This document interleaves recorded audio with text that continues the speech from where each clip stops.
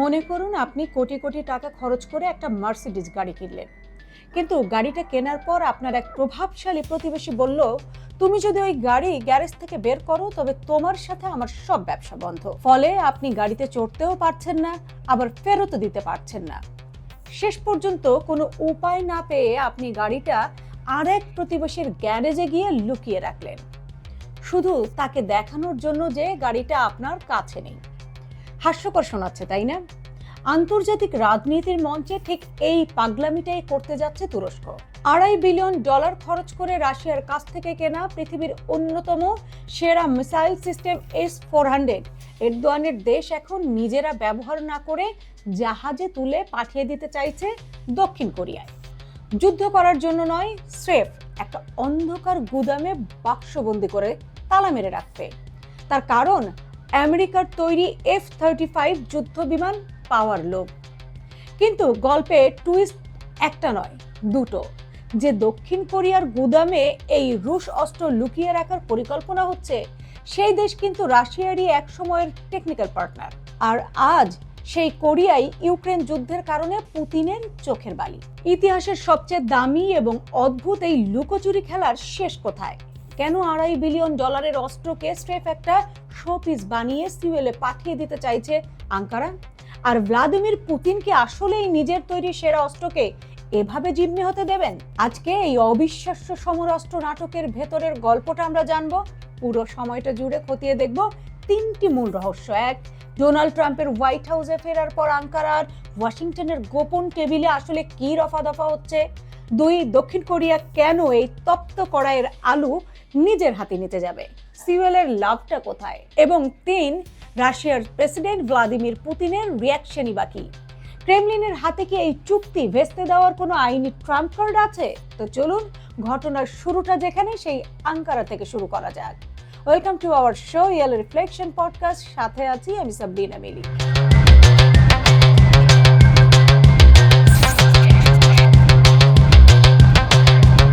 বাঙালি সমাজে একটা প্রবাদ আছে, বড় লোকের বেটিলো লম্বা লম্বা চুল, যেমনই হোক জামাই তার মাথায় গজে ফুল।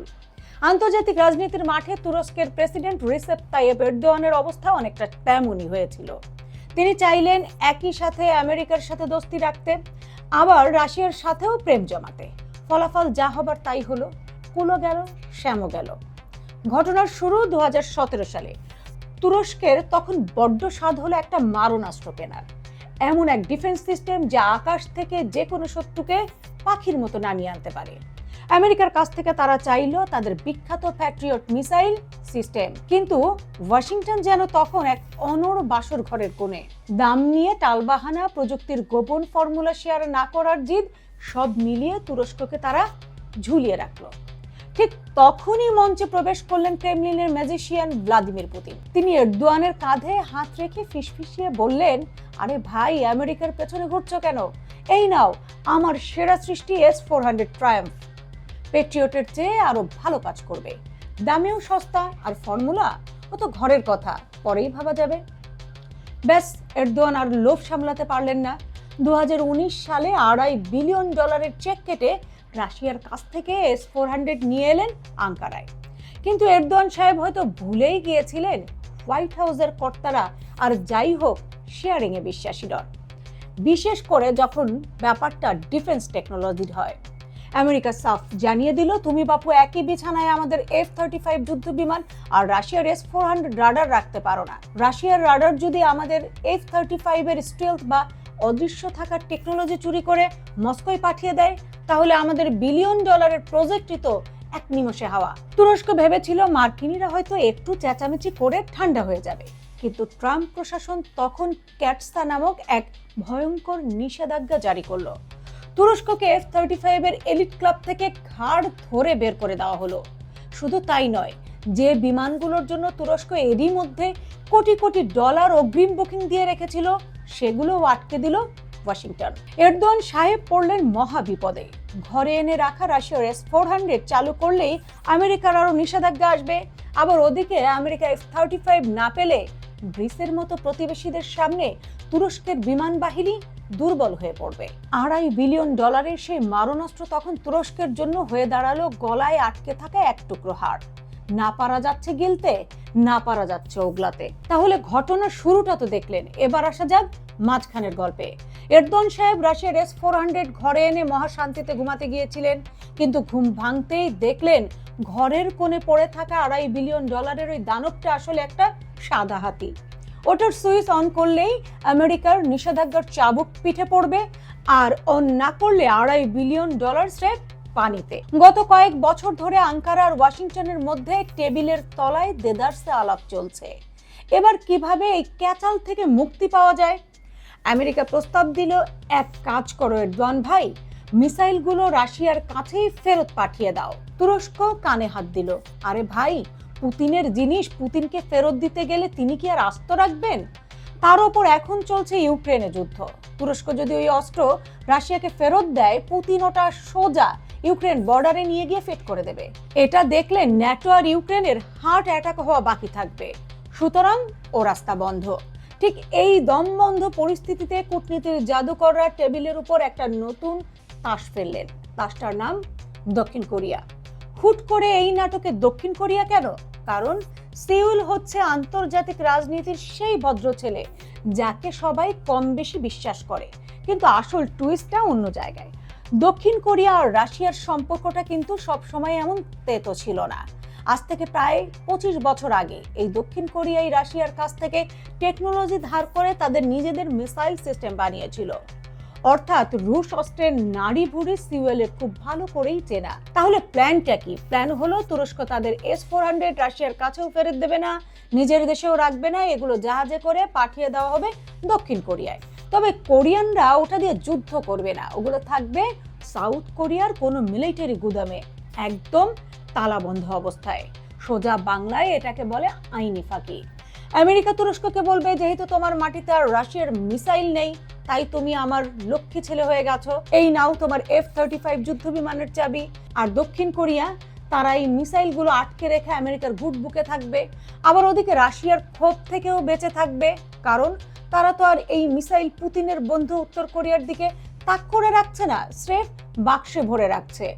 কিন্তু প্রশ্ন হলো, কাগজে কলমে শুনতে যতটা সহজ লাগছে, বাস্তবে কি সত্যিই সাউথ কোরিয়া এই তপ্ত কড়াইয়ের আলু নিজের হাতে তুলে নেবে? গুটি তো সাজানো হলো, কিন্তু এই খেলায় আসল দানটা চালবে কে? তিনি হচ্ছেন হোয়াইট হাউসের নতুন এবং পুরনো বাসিন্দা ডোনাল্ড ট্রাম্প। সম্প্রতি ট্রাম্প সাহেব একটা বোমা ফাটিয়েছেন। আঙ্কারায় হতে যাওয়া একটা হাই প্রোফাইল বৈঠকের আগে তিনি মিডিয়াকে বলেছেন তিনি নাকি তুরস্ককে এবার খুশি করতে চান। আন্তর্জাতিক রাজনীতিতে ট্রাম্পের এই খুশি করার কথার মানে কিন্তু বেশ গভীর। অনেকেই ভাবছেন ট্রাম্প হয়তো তুরস্ককে সেই বহুল প্রতীক্ষিত F-35 যুদ্ধ বিমানের চাবিটাই দিয়ে দিবেন। কিন্তু পর্দার পেছনের গল্পটা এত সস্তাও না। আমেরিকার প্রতিরক্ষা বিশেষজ্ঞরা বলছেন ট্রাম্প আসলে এতটা দয়ালুও নন। তিনি তুরস্ককে খুশি করতে পারেন অন্য উপায়ে। হাফ ইউরোপিয়ান হাফ এশিয়ান দেশটা যে নিজের চেষ্টায় কান নামের একটা যুদ্ধ বিমান বানাচ্ছে, ওটার জন্য দরকার একটা শক্তিশালী ইঞ্জিন, আর সেই ইঞ্জিনটা বানায় আমেরিকার একটা কোম্পানি। ট্রাম্প হয়তো S-400 সরানোর পুরস্কার হিসেবে তুরস্কের নিজস্ব বিমানের জন্য ওই ইঞ্জিনের পারমিশন দিয়ে দিতে পারেন। একেই বলে রদ দেখা আর কলা বেচা একসাথে। কিন্তু এই পুরো নাটকে যে সবচেয়ে শান্ত হয়ে বসে আছে তার নাম ভ্লাদিমির পুতিন। ক্রেমলিনের এই মাস্টারমাইন্ড কি আসলে এত বোকা যে তার দেশের সেরা সমরাস্ত্র এভাবে কোরিয়ার গুদামে বন্দী হতে দেবেন? একদমই না। রাশিয়া যখন কোনো দেশের কাছে S-400 এর মতো অস্ত্র বিক্রি করে, তখন চুক্তির কাগজে একটা গোপন ক্লজ বা শর্ত থাকে, যাকে বলা হয় এন্ড ইউজার সার্টিফিকেট। এই শর্ত অনুযায়ী তুরস্ক চাইলেই এই মিসাইল অন্য কারো কাছে বিক্রি বা হস্তান্তর করতে পারবে না। করতে গেলেই রাশিয়ার অফিসিয়াল পারমিশন লাগবে। আর পুতিন কি এই পারমিশন দেবেন? কখনোই না। পুতিন সাফ বলে দিতে পারেন, চুক্তি ভেঙেছ তো মরেছ। এরপর থেকে রাশিয়ার কোনো পার্টস বা টেকনিক্যাল সাপোর্ট আঙ্কারা পাবে না। আর কারিগরি সাপোর্ট ছাড়া এই S-400 চালানো আর ঘরে নষ্ট কম্পিউটার ফেলে রাখা ঠিক একই কথা। তাহলে শেষ পর্যন্ত কি দাঁড়ালো? তুরস্ক চাইছে আমেরিকার F-35, আমেরিকা চাইছে রাশিয়ার S-400 কে তাড়াতে, আর দক্ষিণ কোরিয়ার মাঝখানে পড়ে শুধু গুদাম ঘরের মালিক হতে চাইছে। কিন্তু এই পুরো সমীকরণটার চাবিকাঠি আসলে আটকে আছে মস্কোর আইনি বেড়াজালে। এখন আপনাদের মনে প্রশ্ন জাগতে পারে, এই এন্ড ইউজার সার্টিফিকেট জিনিসটা আসলে কতটা শক্তিশালী? তুরস্ক যদি রাশিয়ার এই নিয়মকে তোয়াক্কা না করে মিসাইলগুলো দক্ষিণ কোরিয়ায় পাঠিয়েই দেয়, তবে পুতিন বড়জোর কি করতে পারবেন? উত্তরটা হলো, পুতিন পুরো তুরস্কের বিমান বাহিনী এবং ডিফেন্স সিস্টেমকে এক নিমেষে পঙ্গু করে দিতে পারবেন। আর এটা কোনো ফাঁকা আওয়াজ না, ইতিহাসও সাক্ষী। রাশিয়া এর আগেও এই আইনি চাবুক ব্যবহার করে অন্য দেশকে সাইজ করেছে। বেশি দূর যাওয়ার দরকার নেই, ল্যাটিন আমেরিকার দেশ পেরুর ব্যবস্থার দিকে তাকানো যাক। পেরুর বিমান বাহিনীর কাছে রাশিয়ার তৈরি বেশ কিছু সামরিক হেলিকপ্টার, যেমন Mi-171SH ছিল।